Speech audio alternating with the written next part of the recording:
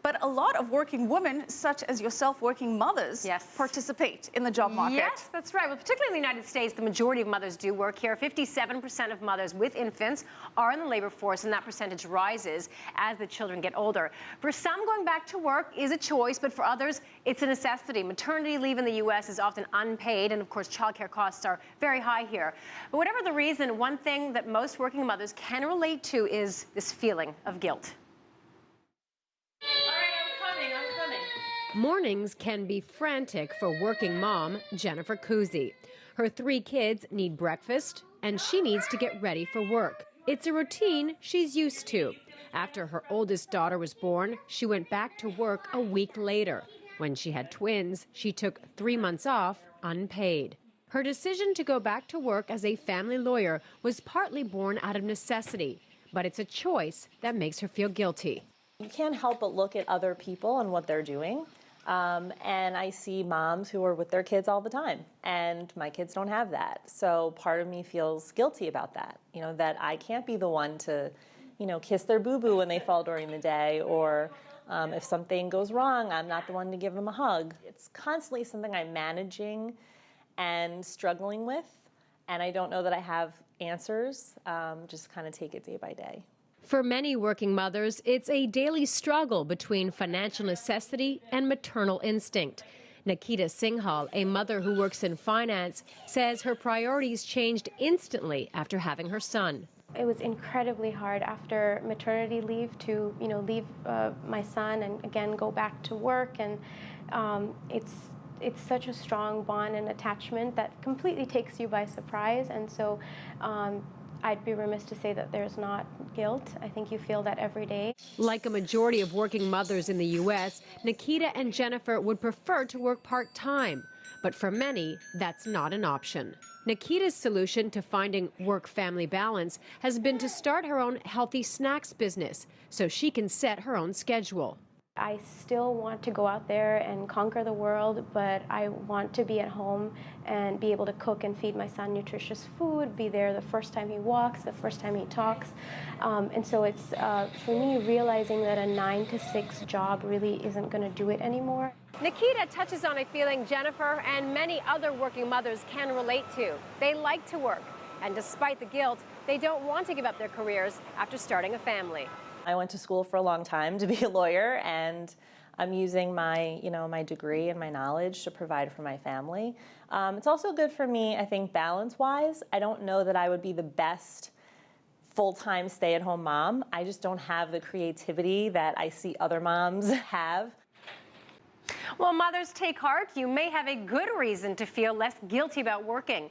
A new study from Harvard's Business School shows that by some measures, the children of working mothers fare better than those raised by stay-at-home moms. Now, I got to interview the author of that study, Harvard Business School professor Kathleen McGinn, and this is what she had to say about the results.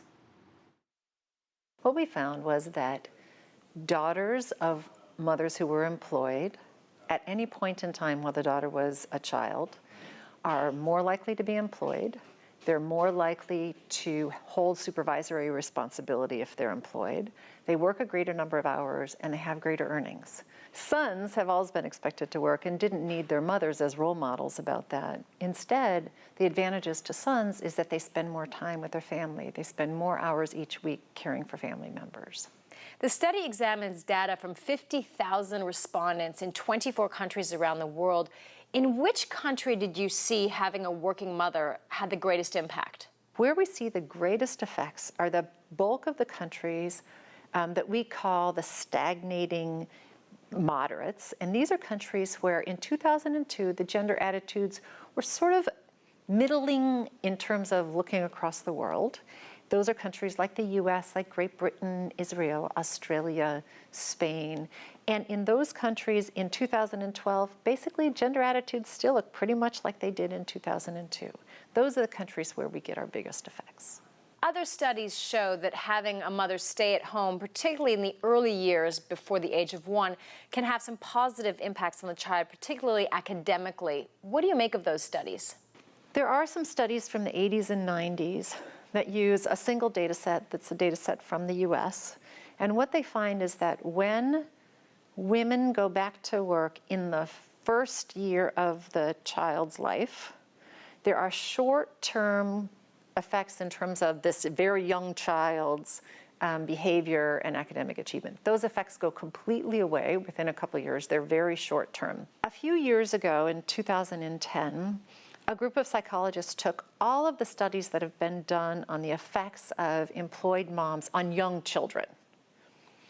And what they found is when you look across all of these studies, the conclusion that you can come to is that there's a slight positive effect in terms of academic achievement and behavioral issues on young children. That effect is strongest for families with lower income, and that the effect is largely in these very, very early years. So there are a couple studies that show some negative effects in the first year. Those studies are somewhere between 20 and 30 years old. If you look across the last 50 years of study, what you find is essentially a slight positive effect. In 2012, Anne Marie Slaughter, who is a high-ranking State Department official, wrote an opinion piece in The Atlantic where she essentially said, you can't have it all. You cannot be a highly successful professional and also be a present mother. Do you agree with that? No one can have it all. The necessity for choices, that's what life is every day. You wake up and you make choices. What our research suggests is that if you want to make a choice to have career be something you put a lot of time and effort into, make that choice. Your kids are going to be just fine. So just to be clear, what we're seeing with this study is not necessarily that working moms are better than stay-at-home moms. It's just that their children fare better by some measures, not all measures, right? When we control for all of these things, there's no effect for whether your mom was employed on whether you're happier or not. What it does is it make it more likely that you, as a woman, do the same sorts of things that your mother did, and you, as a man, realize that the household is a place where things are shared. It's really not surprising in a lot of ways. We've known for a long time that people tend to do what their fathers do, right? So when we think about what's the most likely occupation that a man will have, a good predictor is what his father did. So now we're just saying the same thing is true for women. What's the most likely thing a woman's going to do with her life? Well, it's going to look a lot like what her mom did with her life. A lot of working mothers that I spoke to said they struggle with feelings of guilt. What do you say to them?